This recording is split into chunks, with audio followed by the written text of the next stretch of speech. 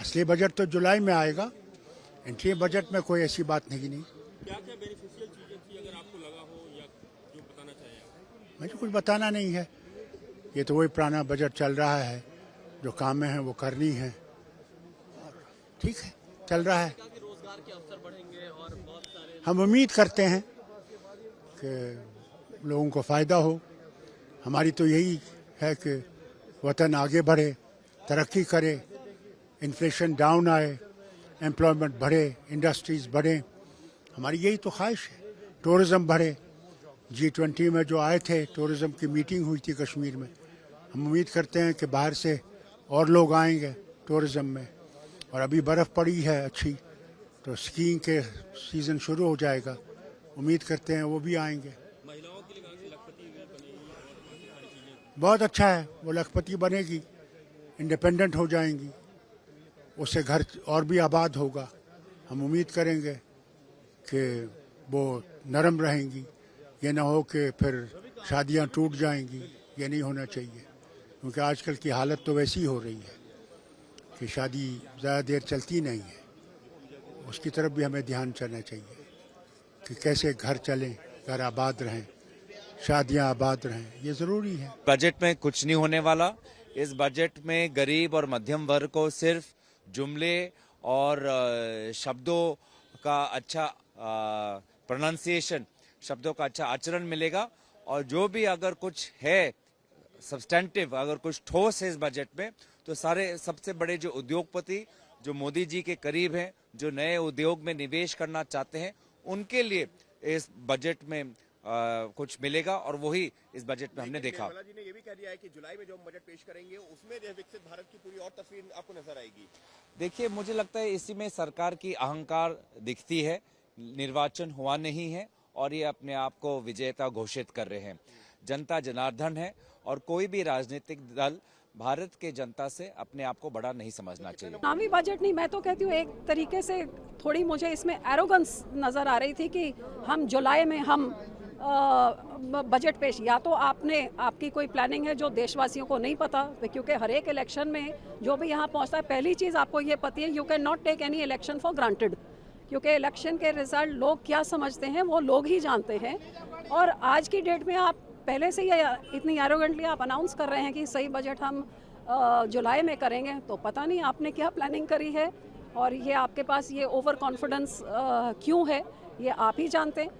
लेकिन मैं ये ज़रूर समझती हूँ कि आज समा था कि 10 साल में जो 2014 में आपने बोला था, आप वही चीज़ें निकाल के लोगों को बताएं और उसका वेरवा दें, ना कि आगे के और सपने देखें। आज जो बजट पेश हुआ है, ये कहा गया कि विकसित भारत का बजट पेश हुआ है, आप क्या कहेंगे, आपको क्या लगता है? देखिए, आज तो मैं उम्मीद कर रही थी कि जो 10 साल पहले आत्मनिर्भर भारत का बजट ऐलान किया गया था और 10 साल पहले जो बोला था कि ये सरकार आएगी तो अच्छे दिन हिंदुस्तानियों के आएंगे, हर एक के खाते में 5 लाख रुपए आ जाएंगे, 2022 तक किसान की आमदन दुगनी हो जाएगी, हर खेत तक पानी आएगा, 5 करोड़ युवा को रोज़गार मिल जाएगा।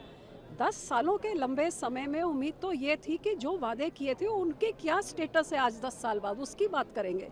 लेकिन अपनी पीठ थपथपा के कि बहुत स्टुपेंडस काम, कमाल का बेमिसाल काम किया है और 25 करोड़ लोगों को पॉवर्टी लाइन से एलिवेट किया है, और अगले ही लाइन में आप कह रहे हैं कि 80 करोड़ हिंदुस्तानियों को, मतलब 70% आबादी को आपको राशन देना पड़ रहा है, क्योंकि वो खुद कमा के खाने लायक नहीं उनकी हैसियत है। तो ये दोनों कॉन्ट्रडिक्शंस कैसे चलेंगी? आज बताना था कि कितने भारत की पॉपुलेशन 140 करोड़ में से आत्मनिर्भर कितने हो गए हैं, 5 करोड़ में से कितने युवा को आपने नौकरी दे दिया है, 2022 तक आपने 22-24 तक कितने किसानों की आमदन दुगनी हो गई है, कितना नमामि गंगा हो गया है या कितना स्वच्छ भारत हो गया। ये चीज़ों के जवाब देने थे ना। अब आप अगले 5 सालों में हम ये करेंगे, पहले तो पिछले 5 साल को, इतना लंबा समय, उसका लेखा जोखा दीजिए। सो वो कुछ देखने को नहीं मिला था। हाँ, ये मैं ज़रूर अप्रिशिएट करती हूँ कि कोई इन्होंने, जो मैं उम्मीद कर रही थी कि शायद वोटों की राजनीति के लिए रेवड़ी बांटेंगे, वो बांटने का काम नहीं किया। ये बहुत अच्छा एक फैसला था।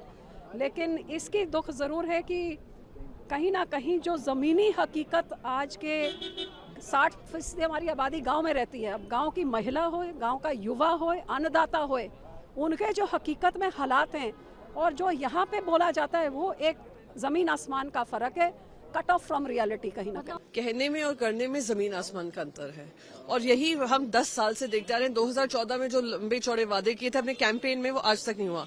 ज्ञान का एक नया डेफिनेशन मिला, पर ज्ञान में गरीबों के लिए क्या इस बजट में आया, युवाओं के लिए क्या आया, नारी शक्ति के लिए क्या आया? कुछ भी नहीं आया है, सिर्फ उनको ठेंगा दिखा दिया गया। मैं कहती हूँ ठंडे मौसम में ठंडा पानी आम जनता की उम्मीदों पे डालने का काम इस बजट ने किया है। कितने देंगे इस बजट? मैं नंबरों में नहीं जाऊंगी, नंबर अब देश की जनता इनको दे। देखिए, ये जो बजट है, जब बजट पेश किया जाना था, जब पेश हो रहा था, तो देश का नौजवान, देश का दलित, देश का पिछड़ा बहुत आस लगाए टीवी के आगे बैठा था कि उनकी बात होगी, उनके भविष्य की बात होगी।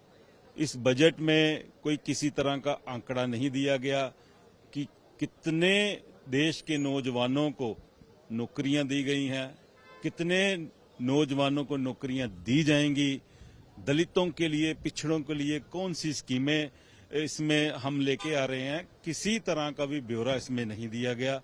और किसानों की अगर मैं बात करूं तो मुझे ये लगता है इसमें आंकड़े भी गलत पेश किए गए हैं, क्योंकि मैं पंजाब से हूं। पंजाब में ही कम से कम 17 लाख किसान ऐसे हैं जिनको पीएम सम्मान योजना का लाभ है, उनसे वंचित कर दिया गया। अगर पंजाब में ये हालात हैं तो सारे देश में क्या हालात होंगे। तो मैं समझता हूं कि आज हमारे देश के लोगों का, युवाओं का,